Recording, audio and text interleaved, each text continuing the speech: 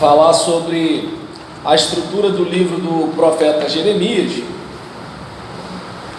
a partir do livro Introdução ao Antigo Testamento, de Werner Schmidt, em que ele diz que na estruturação desse livro se realçam diversos critérios. Em primeiro lugar, predomina na primeira parte, capítulo 1 a 25, os ditos, enquanto que na segunda parte, capítulo 26 a 45 e o 52, predominam os relatos em prosa. E em segundo lugar, encontramos de forma parecida, como no livro de Isaías, uma certa estrutura cronológica. Por exemplo, os ditos do primeiro período de Jeremias, capítulo de 1 a 6, antecedem as palavras do segundo período, capítulo 7 em diante.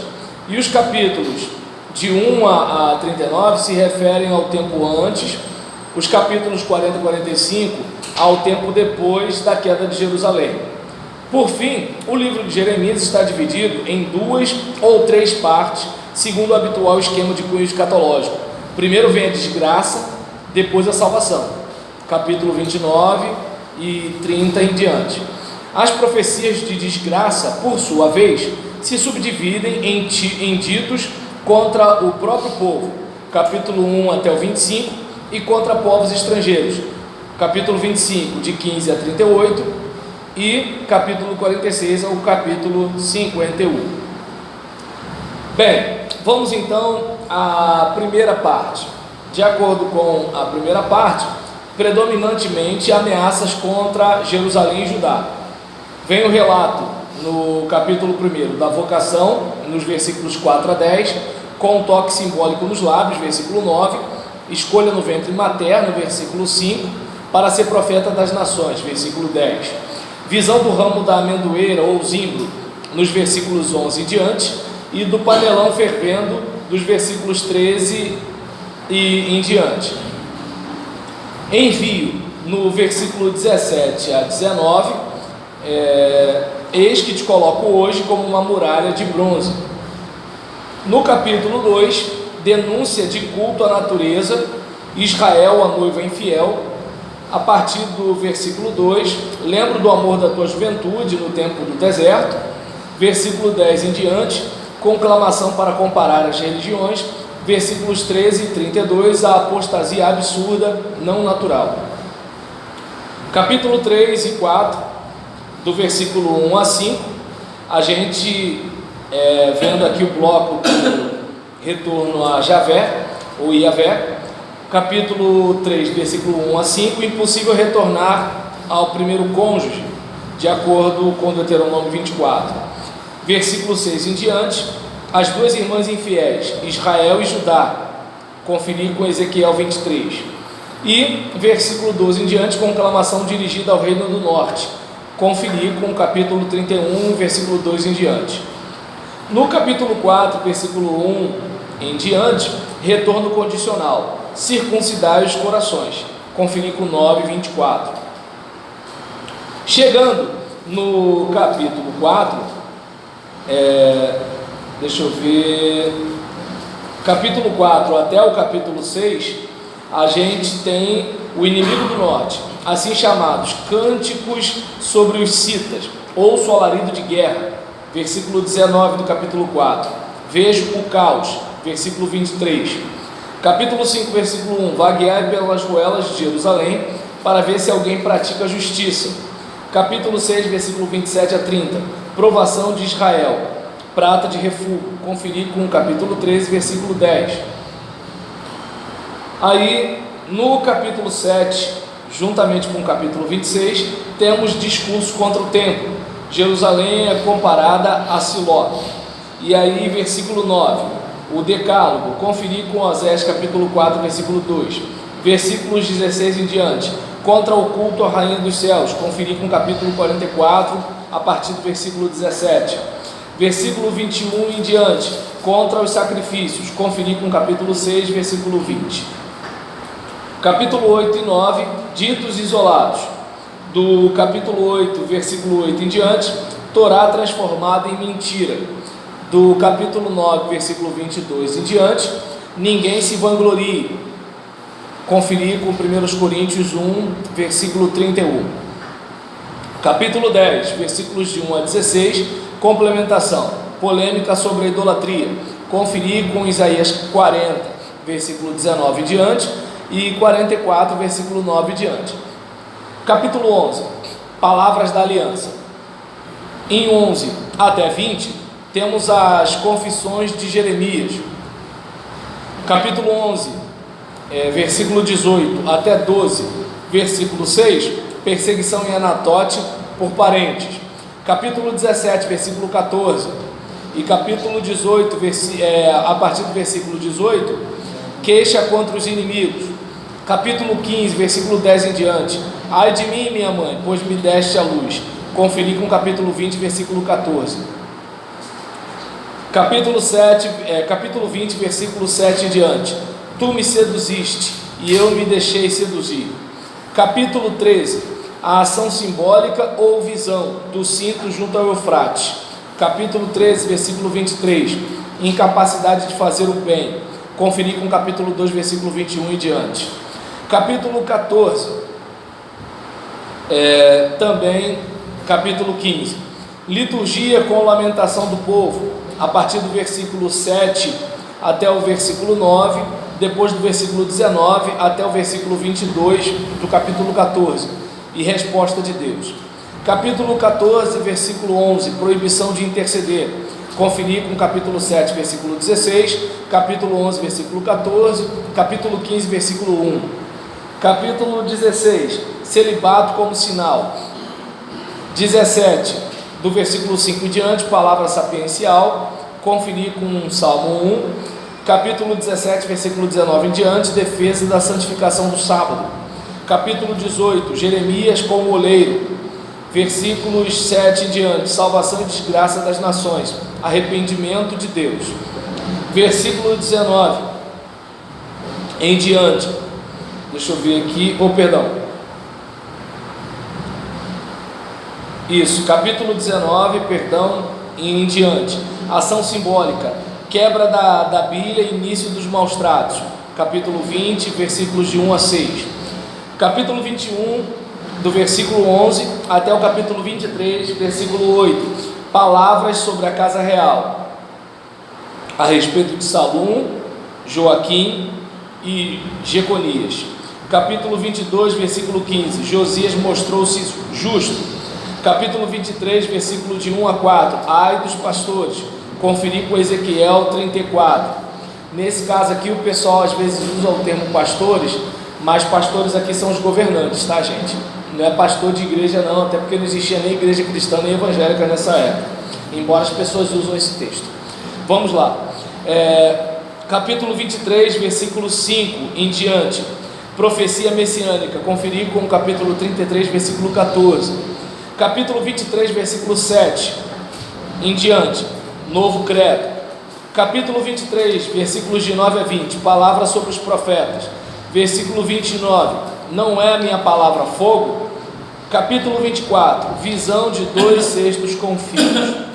Então, nós observamos aqui, obrigado Carlos, nós observamos aqui nesse esboço dessa primeira parte, quando a gente vê uma informação a respeito da estrutura do livro de Isaías, em que ele está,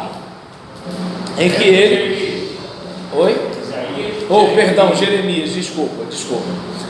A gente vê nessa parte aqui, em que o livro de Jeremias, ele está estruturado em forma de ditos, e agora que a gente vai para a segunda parte, já vai ser em outra forma, né? A gente vai em forma de prosa.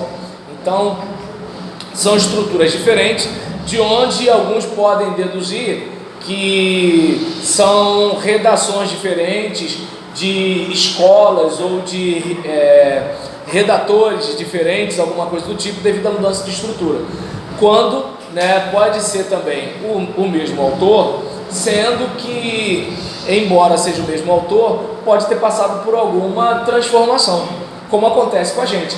Você não é o mesmo diante do seminário, por mais que você pense que seja. algumas coisas mudaram, algumas percepções da realidade mudaram. Por quê? Porque você teve contato com alguns outros conteúdos que fez com que algumas questões do seu pensamento fossem afetadas, né? E aí, seguindo agora para a segunda parte da estrutura do livro. Ei, pastor, Oi. rapidinho, a política palaciana, ela poderia ter se misturado também a essa mudança na escrita? A questão... Tipo assim, ó, escreveu isso aqui, não vai escrever isso não, escreve isso aqui. Bem, Pode ser isso. se fosse esse caminho, Jeremias não tinha, por exemplo, feito o que fez, porque não vamos esquecer que seus escritos foram rasgados e ele continuou fazendo o que ele fazia. Mesma coisa. Entende? Então a mudança dele não é tanto por uma pressão externa, mas ou tem a ver com a escola de profetas, ou tem a ver com uma transformação pessoal dele mesmo. De repente ele percebeu no estilo um jeito melhor de se comunicar do que no outro estilo, né? Ele de repente aprendeu a se comunicar de uma outra forma. É como, por exemplo, eu me comunico muito através do YouTube, Twitter, Instagram, né? E do Facebook. Existem pastores que já são contrários, né? Existem pastores que já são contrários a esse tipo de coisa, porque entende que isso daí não é adequado, que não se deve usar celular dentro do templo. Então, assim, eu tenho um modo de pensar. Mas, por exemplo, na época do Orkut, não sei quantos de vocês lembram, eu era contra a rede social. Olha como é que são as coisas. Um cara que era contra o Orkut, agora usa Facebook, Twitter, Instagram, WhatsApp, LinkedIn, tá dando para entender, Snapchat. Um cara que era contra o Orkut. E aí? Então, olha como é que a mente muda. Em pouco tempo. Exatamente. E assim, eu lembro de uma palavra do diretor executivo da Convenção Batista Brasileira. Agora eu não lembro se foi na convenção de Niterói, se foi na convenção de Foz do Iguaçu ou se foi na convenção de Santos, em que ele falava: imagine se Paulo tivesse Facebook, Twitter, e-mail, né? Imagina ele com tão poucos recursos. Olha quanta coisa aquele homem produziu, sendo preso tantas vezes, passando por tantas dificuldades. Olha quanta coisa o cara produziu. Imagine se de repente ele tivesse a chance que nós temos. Por exemplo, eu pego esse vídeo, eu mando pelo WhatsApp, eu mando pelo Twitter, eu posto no Facebook, acabou, eu morro, esse negócio está aí. Então, infelizmente o crente usa isso para besteira, mas olha quanta coisa a gente pode fazer, né, se a gente pegasse o apóstolo Paulo como referência. E detalhe, com muito menos esforço. A gente poderia ter um alcance muito maior, com muito menos trabalho do que o apóstolo Paulo teve. Então, observa bem, isso é o meu jeito de pensar. Alguém de repente pensa que é só material por escrito. Eu, por exemplo, estou transformando meus sermões em livro. Por quê? Porque muita gente não usa mais CD. Deu para entender? Então acontece, mas eu transformando em livro, porque livro muita gente ainda usa. Nem todo mundo fica na internet, fica no tablet, essas coisas. Tem gente, eu por exemplo, eu gosto de livro no papel para marcar, para escrever, assim por diante. Entendeu? Então são coisas que assim, você vai tendo contato com várias linguagens, com várias mídias, e você vai se diversificando. Isso pode ter acontecido com o profeta. Ou sua escola, posteriormente, tendo contato com outras culturas, foi diversificando o modo de transmitir o conteúdo, né? Não existe mais pastores como antigamente, mas não existe mais antigamente. Fala, o Chico. Desculpa perguntar para o senhor, mas por que o senhor era contra o Orkut? Porque eu via o aspecto negativo da rede social. Eu vi aquela questão das irmãzinhas ficar botando shortinho, eu vi a questão de irmão às vezes mandar mensagem para a irmã pedindo nudes.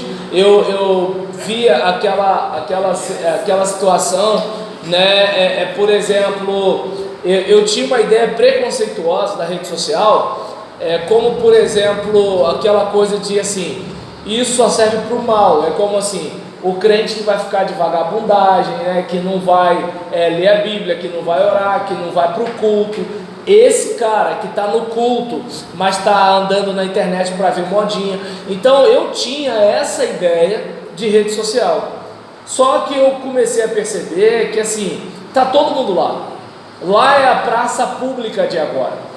Então, digamos, eu, por exemplo, o que eu gasto, né, com a minha internet? A minha fibra ótica não é uma de 100 mega, de 100 mega de velocidade, é de 50 mega.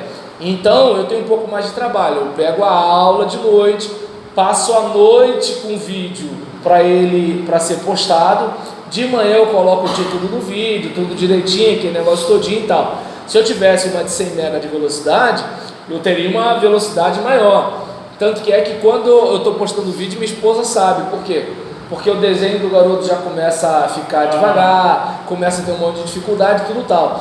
Só que eu olho para uma situação dessa e eu fico pensando, o que eu gasto, a minha fibra está na casa de mais ou menos 60 e poucos reais. O que eu gasto em relação ao que eu faço de divulgação não se compara. Eu vou pregar em tudo quanto é canto, um monte de divulgação. Os sermões que eu prego, mando o link para vocês. Assim, mensagens que eu preguei no ano passado, no ano retrasado. Tem mensagem que os outros filmam, botam no YouTube e depois eu vou ver. Então, o que acontece? Eu estou em tudo quanto é canto, gastando 60 e poucos reais por mês. Há um tempo atrás, para eu ter uma divulgação desse tipo, quantos mil eu teria que gastar num programinha de televisão de 5 minutos? Né? Um dia. Quantos, por exemplo, reais eu gastaria para botar um outdoor na Avenida Brasil? E aí você vai olhando, olha quanta coisa. E detalhe, hoje, se eu gastar um dinheiro desse, o pessoal está em casa, na frente da televisão, olhando para o celular. O cara está no trânsito, em vez dele olhar para o outdoor, não devia, mas está olhando para o celular. As pessoas estão na rua, estão olhando para o celular. Então eu entendo que o celular hoje é a minha praça. Entende? Tem gente que vai lá para me criticar, tem gente que vai lá para mandar uma alfinetada, mas nesse negócio está dando engajamento. Entendeu? O cara que fala mal do que eu estou fazendo, ele está dando engajamento e vai gente lá olhar. E assim por diante. Tem gente que gosta de mim, compartilha. Tem gente, por exemplo, que é abençoado pela pregação e passa para as pessoas que não vieram. Tem aquele que quer usar a minha pregação como indireta para alguém. Mas o que acontece? Assim, nessa brincadeira, eu estou em tudo quanto é canto. Está dando para entender? Como eu disse, material meu vai para Angola, vai para Moçambique, vai para Rio das Ostras, vai para Taubaté, vai para Florianópolis, Foz do Iguaçu. Está dando para entender? Então, Portugal, exatamente. Então observa bem como é que é o negócio. Agora, eu não tinha essa compreensão naquela época. Minha compreensão era preconceituosa. Ou seja, tudo isso que eu falei pode acontecer? Pode, mas não é por causa da rede social, é por minha causa. Tá entendendo? Ou seja, o que vai me fazer assistir pornografia não é a internet, sou eu. Entendeu? O que vai me fazer falar mal da vida dos outros não é a internet, sou eu. Então, se a questão é o seguinte, eu tenho que eliminar, né, tudo que vai me fazer pecar, então eu tenho que me matar. O que eu tenho que fazer é o quê? É eu me policiar e criar novos hábitos, escrever uma nova história para a minha vida. Não é necessariamente o uso da faca, o uso do carro, o uso do celular. A questão é como eu faço uso da faca, o uso do carro e o uso do celular. Entendeu? Desculpa aí, tá, gente, eu dar esse esclarecimento pro Gilson. Professor, o senhor falou que uma parte da CC foi o entendimento desse. Uma parte da comunicação, da divulgação, não sei, da forma que Jeremias tenta passar, ela está diferente. Isso, a questão de dito, de prosa.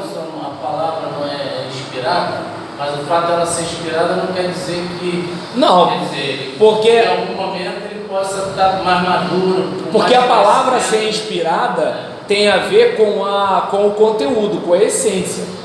Se é verso ou se é prosa, tem a ver com o formato, a aparência, a estética do texto. É diferente, percebeu?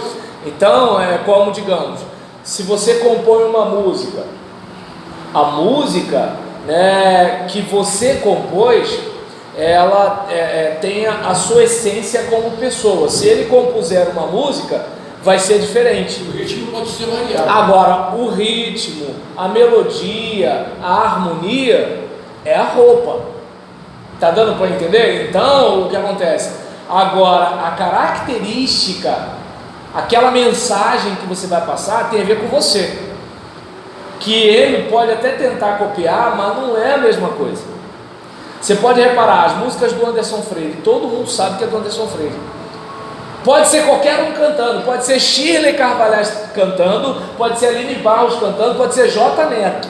O pessoal vai saber que é do Anderson Freire, porque tem uma pegada que é a cara dele. Música do Davi Sasser, tá entendendo? Pode ser o grupo tal, não sei de onde, pode ser a Damares, pode ser sei lá, o Jairo Bonfim. Todo mundo vai saber que é a música do Davi Sasser. Por quê? Por causa da característica da pessoa que está ali. Então tem coisa que não tem, que a gente olha e vê o seguinte: opa, isso aqui é a cara de fulano. Entendeu? Então, por exemplo, a Bíblia é a palavra de Deus, mas em linguagem humana, não é linguagem divina, certo? Então, vamos agora para a segunda parte. Mas como já deu 21 minutos de vídeo, eu vou pegar a... Não, dá para ir sim, dá para ir sim.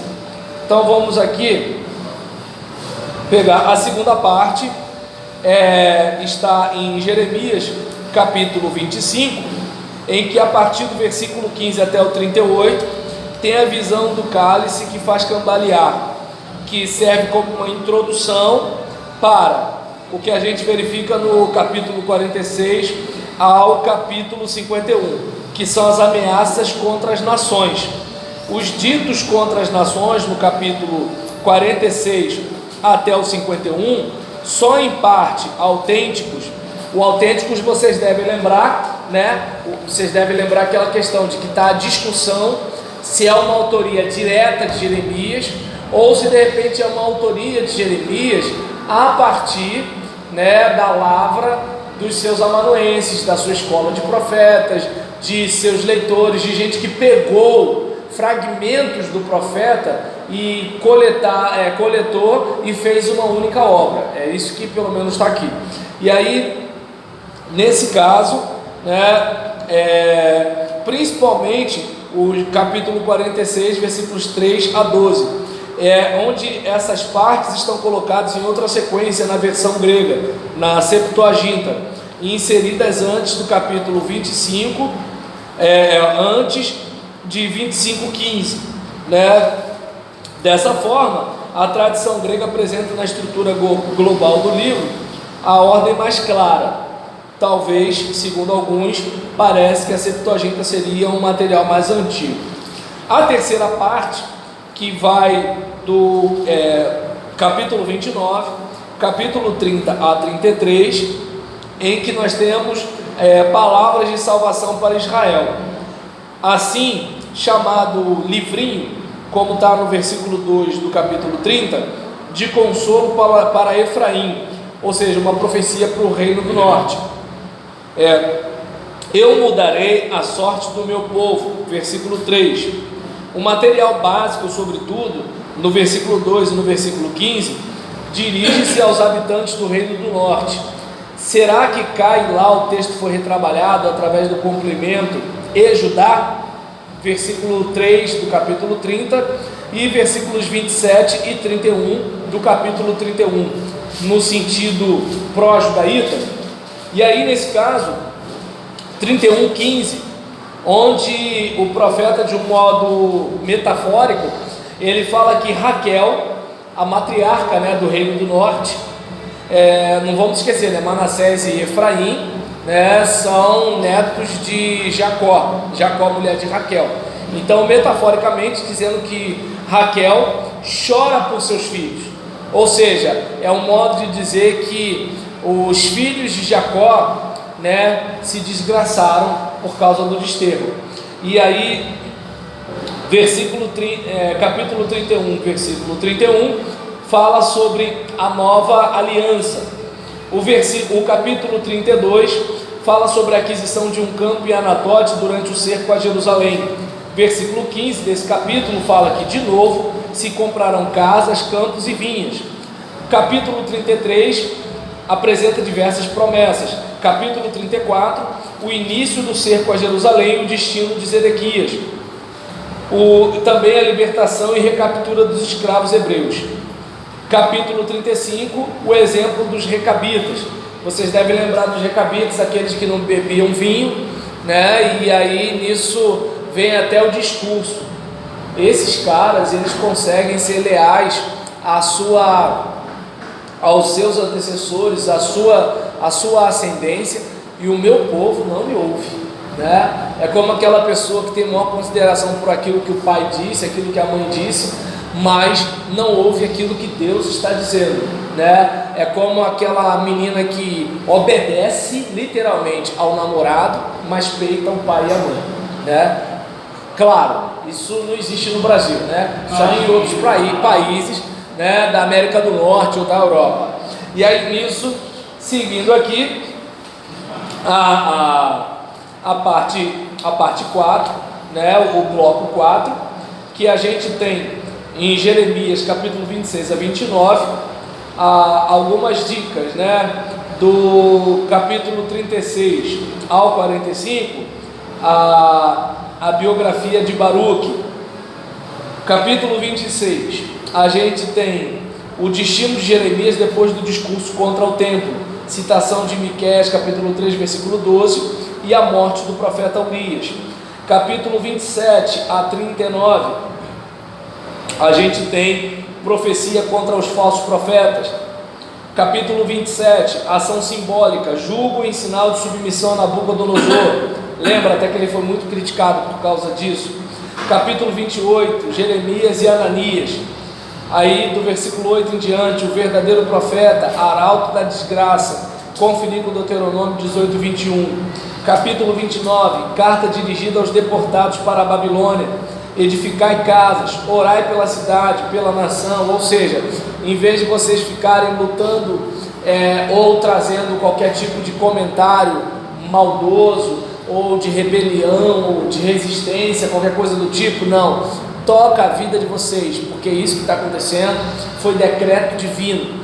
Deus deixou vocês aí, vocês não vão sair antes dos 70 anos, então toca a vida de vocês, vivam da melhor forma possível e orem por essas autoridades.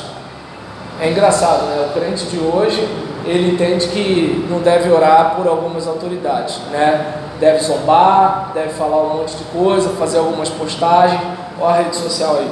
Então, seguindo aqui, capítulo 36, rolo do livro, o surgimento, a recitação e o destino. Capítulo 37 ao 39, cerco e destruição de Jerusalém. Consultas de Zedequias, advertências de Jeremias e destino do profeta. Capítulo 40 ao 43, assassinato do governador Gedalias e partida para o Egito, contrariando o conselho de Jeremias. 44, contra o culto à rainha dos céus, conferir o capítulo 7, versículo 16 em diante. Capítulo 45, profecia para Baruque, eu te darei a tua vida como despojo. E a parte 5, que é Jeremias 52, depois da observação conclusiva, no final dos ditos contra as nações, capítulo 51, versículo 64, apêndice tirado do capítulo 2, tirado de segundo livro dos reis, capítulo 24 em diante, conquista de Jerusalém, deportação, anistia de Joaquim. Conferir com Isaías 36 a 39, capítulo 36 a 39, tirado do segundo livro dos reis, capítulo 18 até o capítulo 20. Então a gente viu essa questão da estruturação do livro, e a gente vai falar agora no próximo vídeo da gente a respeito, né, mais um pouquinho da vocação do profeta Jeremias. Vamos fechar. Baruque era o amanuense de Jeremias, aquele que escrevia tudo. Exatamente. Esse mesmo Baruque é aquele que está nos livros não apócrifos. Rapaz, eu precisaria ler o livro para poder falar com precisão a respeito. Eu desconfio que sim, embora haja uma tendência de se atribuir ao livro o título relacionado ao nome de alguém proeminente. Então essas coisas elas acontecem, mas por via das dúvidas a gente pode observar algumas coisas aqui. Só um instantinho, deixa eu olhar aqui.